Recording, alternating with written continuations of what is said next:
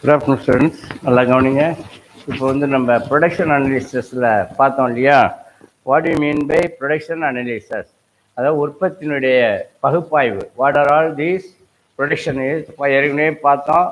நம்ம வந்து அதில் ஆல்ரெடி வெரிஃபைடு டிமாண்ட்லாம் பார்த்துட்டோம், லா ஆஃப் டிமாண்ட் எல்லாம் முடிச்சிட்டோம். லேபர் ப்ரொடக்ஷன் அனலிசிஸில் land, labour and entrepreneur, land, labor, capital, and that is called production factors of production. இப்போ அதில் இன் கண்டினியூஷன் பார்த்தீங்கன்னா supply curves, law of supply curve. இப்போ சப்ளை கார் என்ன சொல்லுதுன்னா, all of you see this board. அதாவது எப்பவுமே வந்து if the price rises, supply also will rise.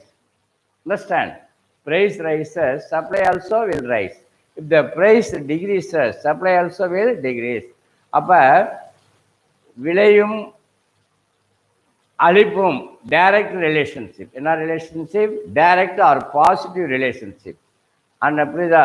அங்கே வந்து தேவையில் வந்து என்ன பார்த்தோம், விலை அதிகரித்தால் தேவை குறையும், விலை குறைந்தால் தேவை, அது வந்து நெகட்டிவ் ஆர் புரியுதா, அட்வர்ஸ், எதிர்மறையாக போகும், நெகட்டிவாக இருக்கும். இங்கே வந்து positive relationship in between price and supply. If the price rises, automatically supply also will rise. If the price diminishes, supply also will diminish. Understand? This is called, நல்லா புரிஞ்சுக்க. என்ன வாட் யூ மீன் பை சப்ளைங்கிறோம்? அளிப்பு என்பது ஒரு உற்பத்தியாளரானவர் பொருளை உற்பத்தி செஞ்சு அங்காடிக்கு அனுப்பும்போது விலை அதிகமாக இருந்தால் அவர் என்ன அளிக்கக்கூடிய சப்ளை என்னாகும், மார்க்கெட்டுக்கு அதிகமாக அளிப்பார். வேற ஒன்றும் இல்லை. நீ என்ன சார் சப்ளைங்கிறாருன்னு யோசிச்சு, அதாவது விலை அதிகமாக இருந்தால் அளிப்பு, அவர் ப்ரொடக்ஷன் பண்ணக்கூடிய பொருட்களுக்கான சப்ளை என்ன பண்ணுவார், அதிகமாக மார்க்கெட்டுக்கு அனுப்புவார். விலை ஏன்னா அவருக்கு அப்போ தான் லாபம் வரும். விலை மார்க்கெட்டில் குறையுதுன்னா சப்ளை என்ன பண்ணும், அளிப்பை வந்து குறைச்சிடுவார், ஏன்னா அவருக்கு நஷ்டம் வரும். ஆக if the price rises, supply also will rise. If the price diminishes, supply also will decrease. Understand? That is the law of supply. அது என்ன relationship? Direct relationship or positive relationship in between price and supply. Understand? விலைக்கும் அளிப்பும் என்ன தொடர்பு இருக்கு? நேரடி தொடர்பு. விலை அதிகரித்தால் அளிப்பு அதிகரிக்கும், விலை குறைந்தால் அளிப்பு குறையும். இதை வந்து இந்த சப்ளை கோடு என்ன காட்டும், கீழிருந்து மேல் நோக்கி போகும். திஸ் இஸ் கால்டு எஸ்எஸ்ன்னா சப்ளை கார்டு. அது என்ன பண்ணும், விலை அதிகரிக்க அளிப்பு அதிகரிக்கிறத இந்த கோடு காட்டுது. The denotes the increasing of the price, automatically the curve shows the increasement of the price of the commodity. Understand? அப்போ அதனுடைய விளைவாக சப்ளை அதிகரிக்கிறத காட்டுது. புரிஞ்சுட்டிங்களா? நல்லா போய் கிளியர் லிசன், நல்லா புரிஞ்சுக்கணும். சப்ளை என்னன்னா, ஏன் இந்த கர்வ் இப்படி இருக்கு? அளிப்பு என்பது ஒரு உற்பத்தியாளரானவர் தான் உற்பத்தி செய்த பண்டங்களை விலை அதிகமாக இருந்தால் மார்க்கெட்டுக்கு அதிகமாக அங்காடிக்கு அனுப்புவார். ஏன் அப்படி விலை அதிகமாக இருந்தால் அங்காடிக்கு அதிகமாக அனுப்புகிறாருன்னா, அப்போ தான் அவருக்கு ப்ராஃபிட் அதிகமாக வரும், லாபம் வரும். Everybody wants to get profit through the supply of their commodity. Understand? every producer wants to get huge profit through the supplying of the commodity. அதை தான் இவர் செய்கிறாரு. விலை அதிகரித்தால் அளிப்பு அதிகரிக்கும், விலை குறைந்தால் அளிப்பு குறையும். This is called supply, law of supply. Understand? புரிஞ்சுட்டிங்களா? எஃபெக்டிவாக புரிஞ்சுக்கணும், எஃபெக்டிவாக படிக்கணும், அண்டர்ஸ்டாண்ட் பண்ணிங்க. சப்ளைன்னா நான் இப்போ now all of you understand regarding what you mean by law of supply. புரிஞ்சுட்டிங்களா? The quantum supply of commodity X is represented on X axis. இது என்ன சப்ளையை காட்டுது. And the price of the commodity is represented in the Y axis. இது என்னதை காட்டுது? Y axis விலையை காட்டுது. Understand?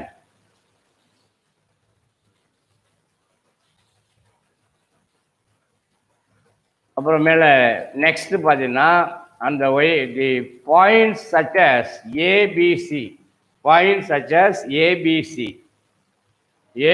and D, E on the supply car, SS represent various quantities at different prices, various quantity of different prices. இப்போ எதை காட்டுது? ABC and DE. ABCD and E இது என்னது? Supply car. விலை அதிகரிக்க அளிப்பு அதிகரிப்பதை இந்த கரு காட்டுது. இந்த ₹1 விளைவிக்கும் போது எவ்வளவு, நல்லா புரிஞ்சுங்க, ₹1 விலை இருக்கும்போது 20 யூனிட் அனுப்புகிறாங்க. விலை ₹1 2 அதிகரிக்கும் பொழுது 40 யூனிட் அனுப்புகிறார். மார்க்கெட்டுக்கு எவ்வளோ அனுப்புகிறாரு? 40 யூனிட்ஸ். விலை 2 அதிகரிக்கும் பொழுது 60 யூனிட்டை அங்காடிக்கு அனுப்புகிறாரு. விலை 4 பொழுது 80 யூனிட் அனுப்புகிறாரு. விலை 5 இருக்கும்போது 100 யூனிட் அனுப்புகிறாரு. ஏன் அப்படி அனுப்புகிறாருன்னா, விலை அதிகரித்தால் அவருக்கு சப்ளை அதிகரிக்கும். ஏன்னா அதிகமான பொருளை அளிக்கும் போது அவர் ப்ரொடக்ஷன் பண்ண பொருளை மார்க்கெட்டுக்கு அனுப்பும் பொழுது அவருக்கு என்ன கிடைக்கும்? லாபம் கிடைக்கும். அப்புறம் every producer wants to get huge profit through the supply of their commodity. எல்லா உற்பத்தியாளர்களும் or manufacturers or organisers or entrepreneurs, everybody wants to get huge profit through the supply of their commodity to the market. அங்காடிக்கு அதிகமான பொருட்களை விலை அதிகரித்தால் அதிகமான பொருட்களை அனுப்பிச்சு அதன் மூலமாக என்ன அடைவாங்க? ப்ராஃபிட் அடைவாங்க. Understand? All of you clear? This is called a law of supply. All of you clear regarding this?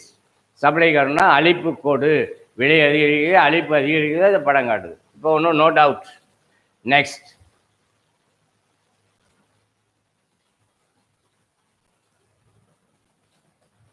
Factors determining supply.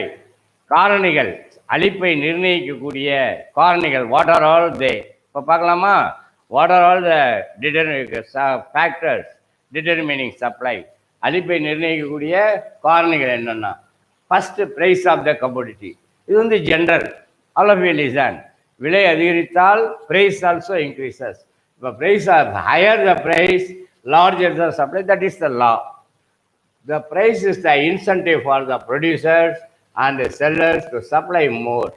அதிகமாக விலை அதிகரித்தால் சப்ளை அதிகரிக்கும். That is the law. That is என்ன relationship? Direct relationship.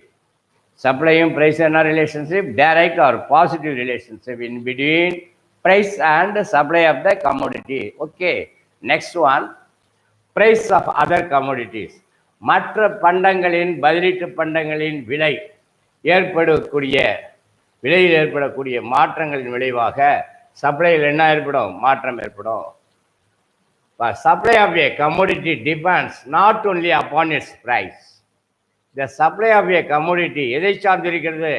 Not only upon its price, அதனுடைய விலையை மட்டும் சார்ந்திருக்கவில்லை. But also price of other commodities, மற்ற பதிலீட்டு பண்டங்களின் பொருட்களின் விலையை சார்ந்தும் இருக்கிறது. அண்டர்ஸ்டாண்ட்? நெக்ஸ்ட் ஃபார் இன்ஸ்டன்ட், உதாரணமாக, if the price of commercial crops, என்ன, லைக் காட்டன், வணிக பயிர், என்னது, பருத்தி என்பது வணிக பயிர், கமர்ஷியல் கிராப்ஸ், காட்டன், ரைஸ், அதாவது அதனுடைய விலை அதிகரிக்கும் பொழுது this may result in reduction in cultivation of food crops. அதனுடைய விளைவாக என்ன ஆகுது? Reduction in cultivation. ஏன்னா காட்டனோட விலை தான் எல்லாருமே ப்ரொடியூசர் எதை பண்ணுவான்? காட்டனை தான் ப்ரொடக்ஷன் பண்ணுவான். இந்த instead of cultivation of the paddy. Understand? புரிஞ்சுட்டீங்களா? நெக்ஸ்ட், அடுத்ததாக இதான் reduction in cultivation of food crops like paddy and so its supply. அதாவது பருத்தியின் விலை அதிகரிக்கும் பொழுது அவன் எது மேலே அவனுக்கு everybody wants to get huge profit through the supply of their commodity, whether it may be commercial crops or food crop. They need not worry about that. Every producer wants to get huge profit. That is why this in this case, price of other commodities. இந்த கேஸ்ல பார்த்தீங்கன்னா என்னது, காட்டனோட விலை அதிகரிக்கும் பொழுது எல்லா agriculturist, விவசாயி, farmers என்ன பண்ணுவான்? நெல் பதிலாக எதை பயிரிடுவான்? காட்டனை, கமர்ஷியல் கிராப்ஸ், வணிக பயிரான காட்டனை ப்ரொடக்ஷன் பண்ணி அதிகமான லாபம் சம்பாதிக்கணும். Everybody wants to get profit. That's all. Okay, next one, price of factors. காரணிகளின் விலை. பிரைஸ் ஆஃப் ஃபேக்டர்ஸ், காரணிகளின் விலை. அடுத்ததாக கவனி. when the input prices go up, அதாவது காரணி என்ன? இன்புட்னா என்ன? உள்ளீடு பொருள், ரா மெட்டீரியல், அதனுடைய விலை அதிகரிக்கும் பொழுது this result in rise in cost and so supply will be affected. நல்லா புரிஞ்சுக்கணும். இங்கே பிரைஸ் அதிகமானால் சப்ளை, அதாவது பொருளுடைய ப்ரைஸ் விலை அதிகரிக்கும் பொழுது அங்காடிக்கு அதிகமாக சப்ளை பண்ணுவார், ஃபர்ஸ்ட் பாயிண்ட். அடுத்த பாயிண்ட்ல ப்ரைஸ் ஆஃப் அதர் கமோடிட்டிஸ், அதாவது ரெண்டு விவசாயி என்ன பண்ணுவார், ஃபார்மர்ஸ் காட்டனோட விலை அதிகரித்து மார்க்கெட்டில் காட்டனுக்கு டிமாண்ட் அதிகரித்தால் உடனே ஃபுட் கிரெயினான பேடிக்கு பதிலாக எதை ப்ரொடக்ஷன் பண்ணுவார், காட்டனை ப்ரொடியூஸ் பண்ணுவார். ஏன்னா he need not worry about the production of paddy and rice like that, but he wants to get a huge profit through the production of his commodities. That is why he produced instead of paddy in these commercial crops like cotton. Okay, that is the second point, price of the other commodities. மூணாவது பாயிண்ட்ல price factor, விலை வந்து ஒரு காரணியாக இருக்குது. when input உள்ளீடு பொருள் ரா மெட்டீரியலோட விலை அதிகரிக்கும் பொழுது பொருளுடைய விலை என்னாகும், prices go up. This results in rise in cost. ஆக உற்பத்தி செலவு அதிகரிக்கும். உற்பத்தி செலவு என்ன, அது எதை பாதிக்கும், அளிப்பை பாதிக்கும், சப்ளையை பாதிக்கும். உற்பத்தி செலவு அதிகரித்தால் ப்ரொடியூசர் என்ன பண்ணுவார், தே ஆர் சஃபரிங். ஆக தட் அஃபெக்ட் த எது சப்ளை. நாலாவது பிரைஸ் எக்ஸ்பெக்டேஷன், விலை எதிர்பார்ப்பு. விலை எதிர்பார்ப்பு அதாவது எதிர்காலத்தில் விலை அதிகமாக இருக்கும் என்று நினைத்தால், விலை உயரும் என்று நினைத்தால் இன் ஃபியூச்சர் ப்ரொடியூசர்ஸ் என்ன பண்ணுவாங்க, அவங்க பொருளை இப்போ சப்ளை பண்ணுறத குறைச்சிருவாங்க. ஏன்னா அடுத்த மாதம் அந்த விலை உயரும்னா என்ன பண்ணுவாங்க, அங்காடிக்கு பொருளை அனுப்ப மாட்டார்கள். அடுத்த மாதம் அனுப்பிக்கலான்னு they can hold the price in their இது ஸ்டோர் பண்ணிடுவாங்க. அண்டர்ஸ்டாண்ட், அதை வச்சுக்கிட்டு விலை உயரும் பொழுது அதை அனுப்புவாங்க. That is called price expectation, விலை எதிர்பார்ப்பு. The expectation over future prices determines present supply. Understand? நல்லா புரிஞ்சுக்க. The expectation over future price, எதிர்காலத்தில் விலை உயரும் என்று நினைத்தால் present supply என்னாகும், அது பாதிக்கும். If a rise in price is anticipated in future, எதிர்காலத்தில் விலை உயரும் என்று நினைத்தால் sellers tend to retain their product for future sale, and so supply in present market is reduced. Sellers do not send their product to the market because they expect in future the prices may rise. They know that. That is why the supply will reduce. Understand? எதிர்காலத்தில் விலை உயரும் என்றால் இப்போ வந்து என்ன பண்ணுவாங்க, அளிப்பை குறைத்து விடுவார்கள். That is the fourth point. All of you listen and clearly note down that points. You must understand. Then next one,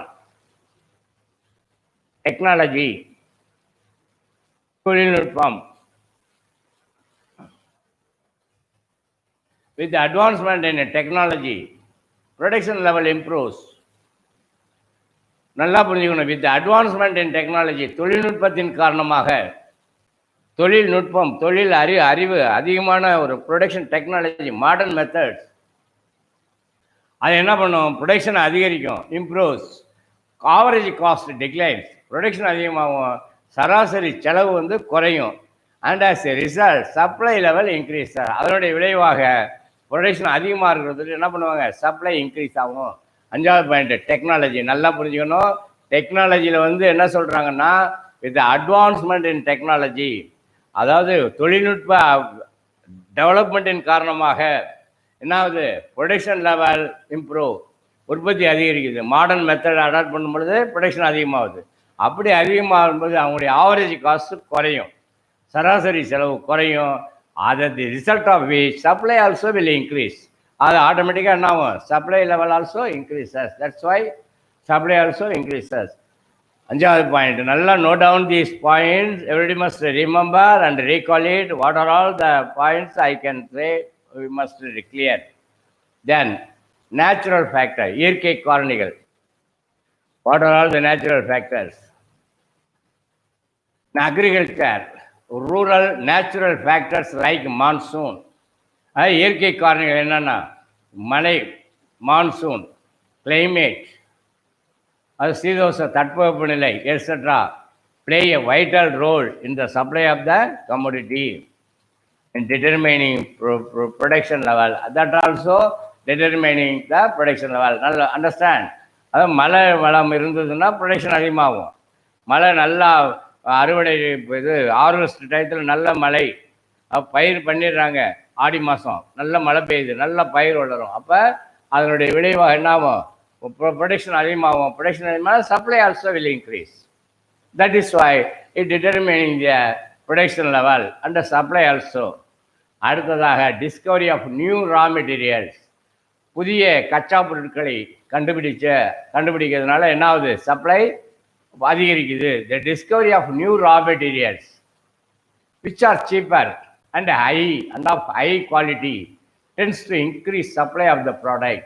நல்லா புரிஞ்சுக்கணும். Discovery of new raw materials, கச்சா பொருளை வந்து புதிய கச்சா பொருளை கண்டுபிடிக்கிறாங்க. ஏற்கனவே இருக்கிறத விட புதிதாக ஒன்று கண்டுபிடிச்சிட்டாக்கா விச் ஆர் சீப்பர், அது ரொம்ப சீப், மலிவாக கிடைக்குது. அண்ட் ஆஃப் ஹை குவாலிட்டி, நல்லாவும் இருக்கு, தரமாகவும் இருக்கு.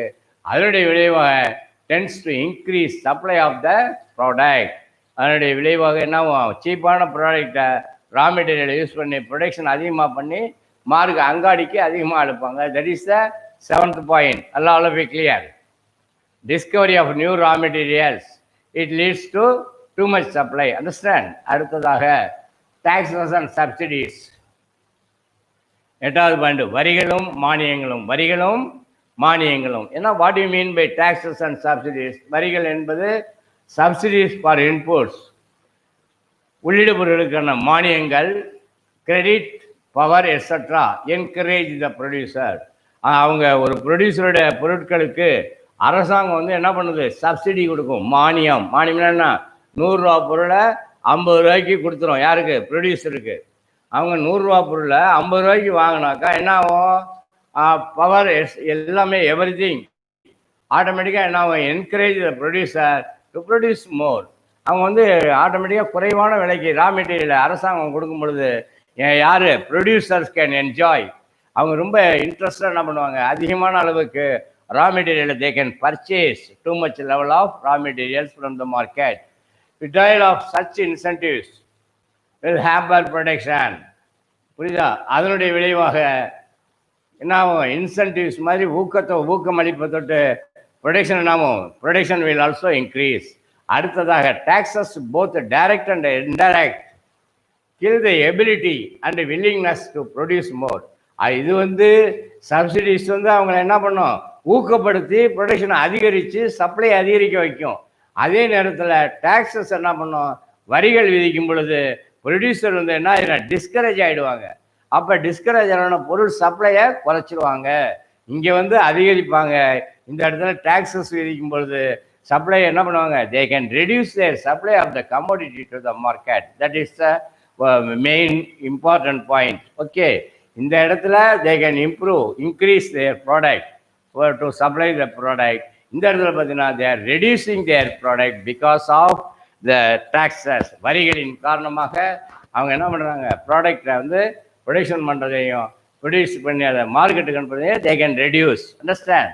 அடுத்ததாக அப்ஜெக்டிவ்ஸ் ஆஃப் த ஃபர்ம், நிறுவனத்தினுடைய குறிக்கோள் என்ன? What are all the objectives? 9th point. இந்த கோல் ஆஃப் த ஃபர்ம், ஒரு நிறுவனத்தினுடைய குறிக்கோள் என்னன்னா சேல்ஸ் மேக்சிமைசேஷன், ஒரு விற்பனையை அதிகரிக்க வேண்டும். Or improving market share. Not only that, அங்காடியினுடைய ஷேர் பங்கு தொகையை அதிகரிக்க வேண்டும். That is why the supply of the product is likely to be higher. அப்போ அப்படி நினைக்கும் பொழுது பொருளுடைய சப்ளை என்ன பண்ணுறாங்க? அதிகமான அளவுக்கு அங்காடிக்கு அனுப்புவாங்க.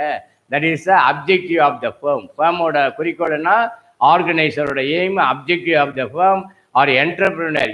எதாக இருந்தாலும் மூணுமே ஒன்று தான். Entrepreneur, organiser, producer, manufacturer.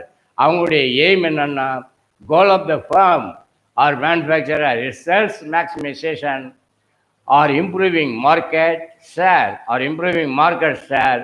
The supply of the product is likely to be higher. ஆக அதன் காரணமாக என்ன பண்ணுறாங்க?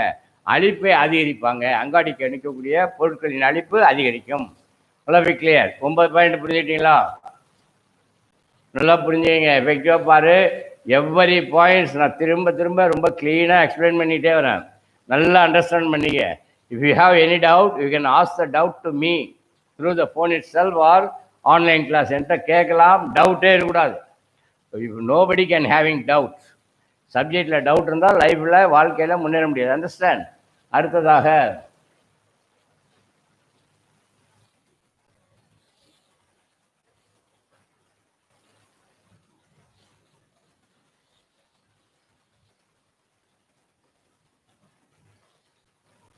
Elasticity of supply. இது 9 பாயிண்ட் நல்லா புரிஞ்சுங்க. Very very essential point. The factors determining the supply. அது 9 point very very important types. அடுத்து நல்லா புரிஞ்சுங்க. இதில் டவுட்டே இருக்கக்கூடாது. Nobody can having doubt in it. Next வந்து எலாஸ்டிசிட்டி ஆஃப் சப்ளை. அளிப்பில் ஏற்படக்கூடிய நெகிழ்ச்சி. அளிப்பில் ஏற்படக்கூடிய நெகிழ்ச்சி. What you mean by elasticity? நெகிழ்ச்சி. நெகிழ்ச்சி என்னன்னா, விலை அதிகரித்தால் அளிப்பு அதிகரிக்கும், விலை குறைந்தால் அளிப்பு குறையும். That is called law of supply. Elasticity. அது என்னது? Elasticity of supply. அதுதான் நம்ம பார்க்க போகிறோம். Elasticity of supply may be defined as the degree of responsiveness of change in supply to change in price on the part of sellers. நல்லா புரிஞ்சுங்க. elasticity of supply may be defined என்ன விளக்குதுன்னா, as the degree of responsiveness of change in supply. அளிப்பு மாறும் பொழுது to change in price. நல்லா புரிஞ்சுங்க. degree of responsiveness of change in supply. அளிப்பு எப்போ மாறும்னா, price change in price on the part of sellers. விலை மாறும் பொழுது அளிப்பானது மாறும்.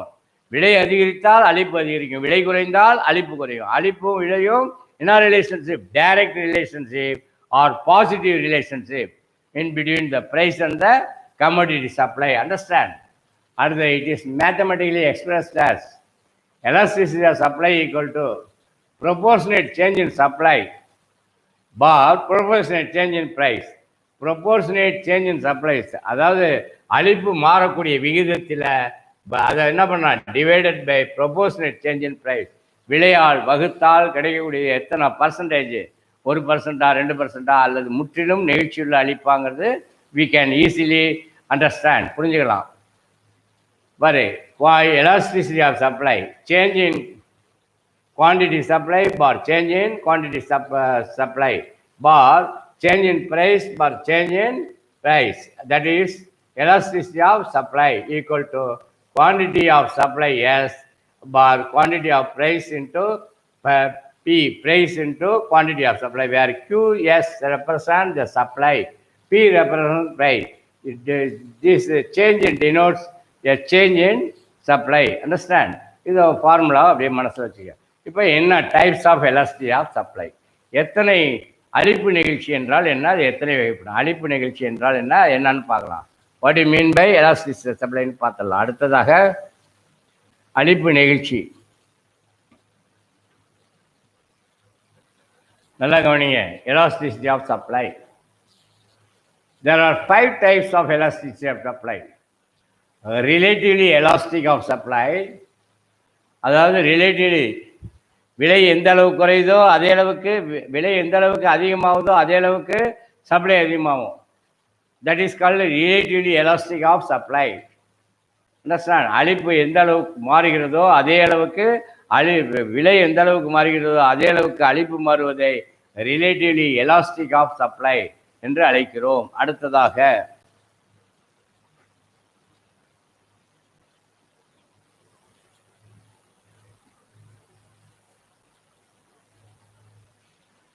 the coefficient of elasticity of supply is greater than 1, or elasticity of supply is greater than 1. 1% change in the price of a commodity causes more than 1% change in the quantity supply of the commodity. 1% விலை அதிகரித்தால் அதே 1% அளிப்பானது அதிகரிக்கும். That is called என்னது? Relatively elastic of supply. Relatively elastic of supply. That is அடுத்தது unitary elastic of supply.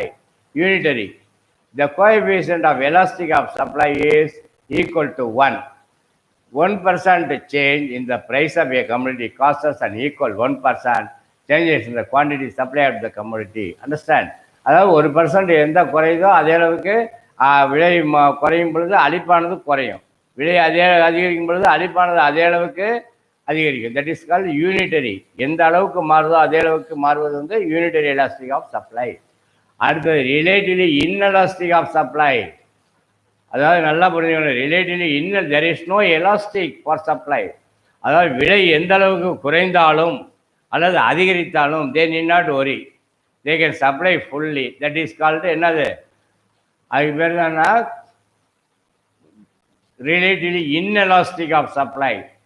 அதுக்கு நெகிழ்ச்சியே கிடையாது, அது பாட்டுக்கு போயிட்டே இருக்கும். ரிலேட்டிவ்லி என்ன பாரு, த கோவே elasticity less than 1% change in the price of the commodity causes a less than 1% change in the quantity supply of the commodity. அடுத்தது perfectly inelastic supply.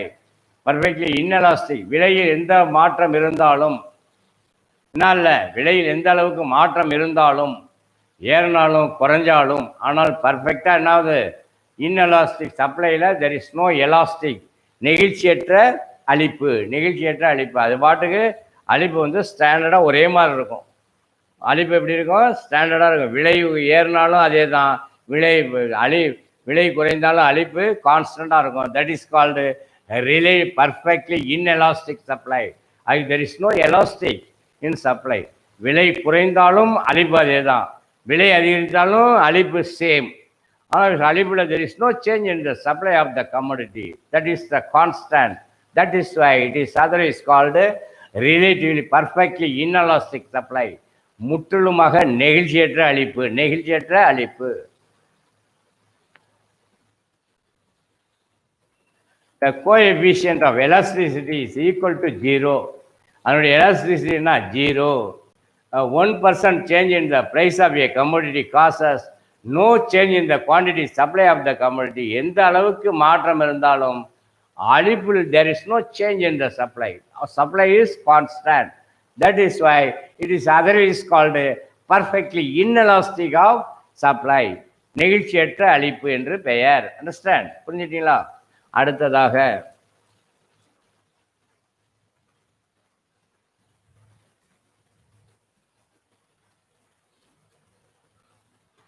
perfectly elastic of supply. அடுத்ததாக perfectly elastic. The coefficient of elasticity of supply is infinity. Elasticity of infinity. 1% change in the price of a commodity causes infinity change in the quantity supplied of the commodity. அதாவது இந்த இடம் என்னன்னா, அதுக்கு நேர் opposite. இது வந்து perfectly inelastic, இது perfectly elastic. இது வந்து எந்த அளவுக்கு விலை அதிகரித்தாலும் there is no change in the supply of the commodity.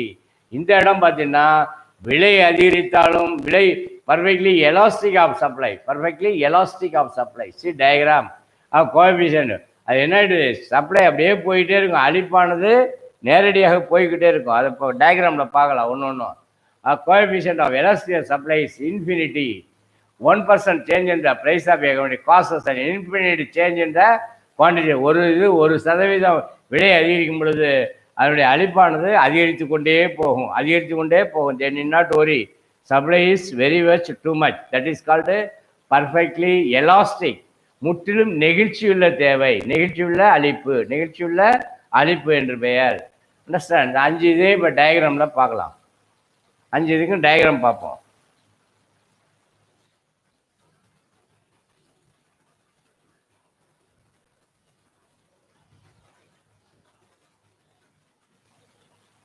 இப்போ factors governing elasticity of supply. என்னென்ன காரணிகள் வந்து அளிப்பை நிர்ணயிக்கிறது பார்க்கலாமா? Nature of the commodity. அளிப்பை நிர்ணயிக்கக்கூடிய காரணிகள். What are all the factors determine the supply of the commodity? First, nature of the commodity. அதனுடைய அந்த பொருளுடைய இயல்பு. Durable goods can be stored for a long time. அதாவது அழியாத டியூரபிள் லாங் ஸ்டாண்டிங் இருக்கக்கூடிய மரஜாமான்கள், வுட்டன் குட்ஸ் எல்லாம் என்னது, can be stored for a long time. ரொம்ப நாள் அதை வந்து வச்சிருக்கலாம், ஸ்டோர் பண்ணிக்கலாம். So the producer can wait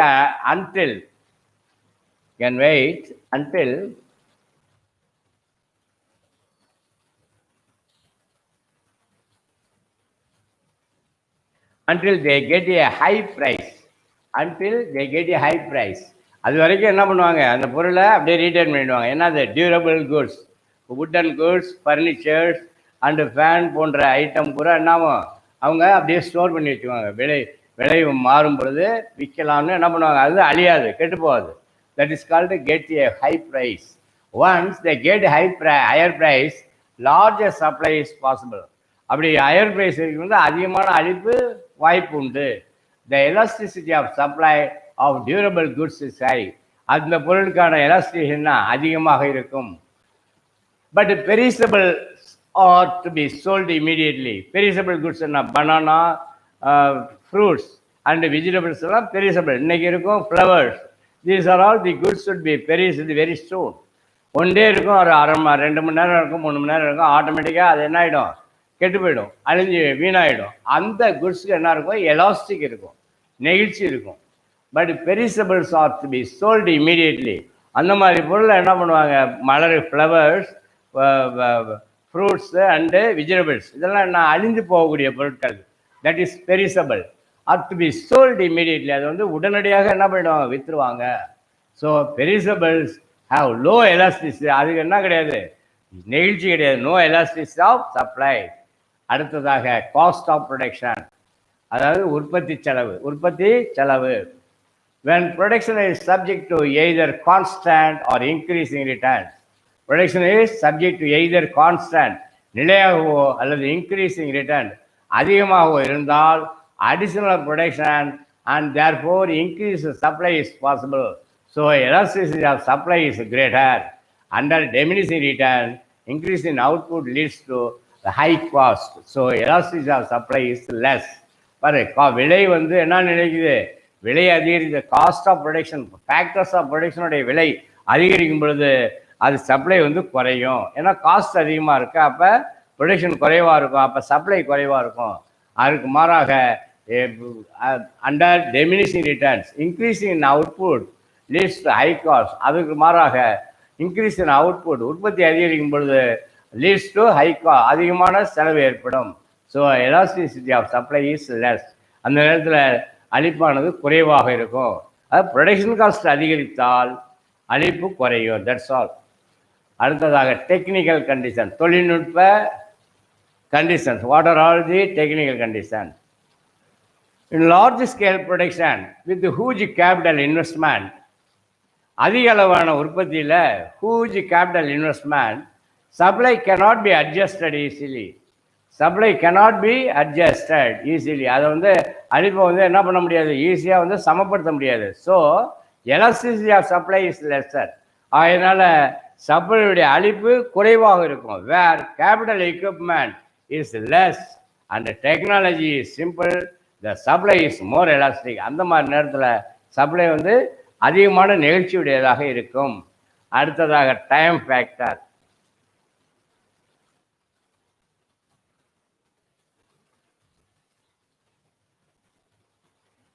கடைசி இதுன்னா டைம், காலத்தினுடைய பங்கு, அது ஒரு காரணி.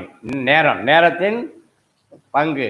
Touring very short period when supply cannot be adjusted, ஒரு குறுகிய காலத்தில் அதிகமாக அளிக்க முடியாது.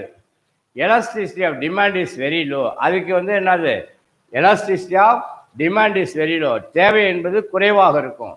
இன் short period variable factors can be added and supply can be adjusted to some extent. So elasticity of supply is more. அந்த நேரத்தில் elasticity supply என்னவாக இருக்கும், அதிகமாக இருக்கும்.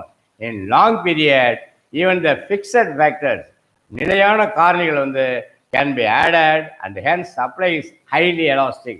அது வந்து அதனுடைய அளிப்பு வந்து என்ன இருக்கும், நெகிழ்ச்சியுடையதாக இருக்கும்.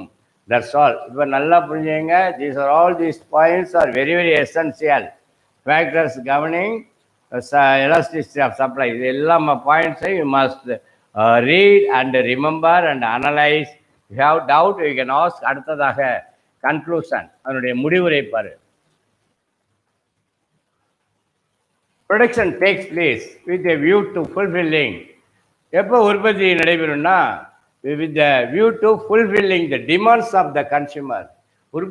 கன்சியூமர் நுகர்வோருடைய தேவையை நிறைவு செய்வதற்காக தான் உற்பத்தி நடக்குது. Today consumption expands in a variety of wares. இன்னைக்கு பார்த்தீங்கன்னா நுகர்வு வந்து பல்வேறு விதத்தில் அதிகரிக்கிறது. Hence production has to necessarily expand. Production has to necessarily expand in size and improve the in quality. Production வந்து அதிகரிக்குது, அதனுடைய தரமும் அதிகரிக்குது. Production should also help in the determination of the price of the factors. Production should also help in the determination of the price of the factors so that the amount of the income generated the appropriately spent on the factors of production. of the நல்லா புரிஞ்சுக்க production should also help எப்போ உற்பத்தி உதவி பண்ணுதுன்னா இந்த determination of the price விலை நிர்ணயிக்கும் பொழுது எதுக்கு ஆஃப் த ஃபேக்டர் அதனுடைய காரணிகளுக்கு எது land labour and capital so that the amount of the income வருமானம் வந்து generated be appropriately spend on the factors of production வரக்கூடிய வருமானம் எதுக்கு செலவாகுது அதனுடைய ஃபேக்டர்ஸ் ஆஃப் உற்பத்தி காரணிகளுக்கு செலவாயிடுது. These are all these conclusion. All of you remember, everybody must write down the question and answers, note down the questions. First question, classify the factors of production. Define labor. Second question, state the production function. What is isocost line?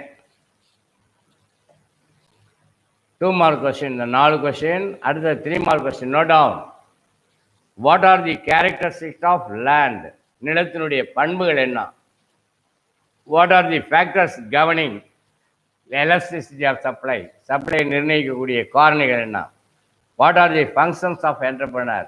தொழில் முயல்வோரின் பணிகள் என்ன? State and explain the elasticity of supply. தேவை நிகழ்ச்சியை குறிப்பிடு. Illustrate the concept of producer's equilibrium. இந்த 5 3 mark question 4 2 mark question. அடுத்ததாக 5 mark question. Note down.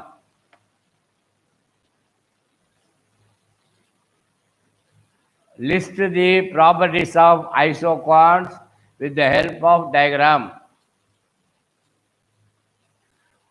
ஒரு question 5 mark question. ரெண்டாவது, explain the internal and external economics of scale. இந்த 2 5 mark question, 4 2 mark question, 5 3 mark question, 2 5 mark question you must write down and send it to me as early as possible through the net itself. All the best. வாழ்த்துக்கள்.